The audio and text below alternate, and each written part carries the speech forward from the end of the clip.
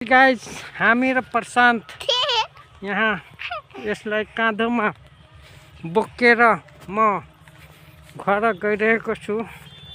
बाटो यस्तो छ, आली खेतको आलीमा यताउति हिँड्न पनि धेरै कठिन भइरहेछ, किनभने खुट्टा यताउति चिप्लियो भने हामी लड्न सक्छौँ।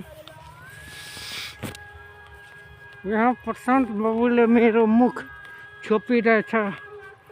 किन छोपिरहेको छ त्यो प्रशान्तसँग सोध्छु।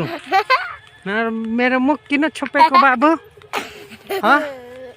हेर्नु यो कसरी हाँसिरहेको छ यो प्रशान्त बाबु।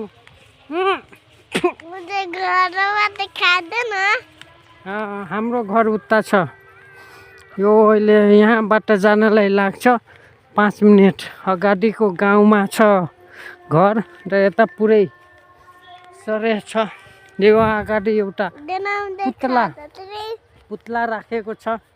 यो पुतला यसमा चराचुरुङ्गी धपाउनको लागि यो पुतला झुन्ड्याएको छ। सो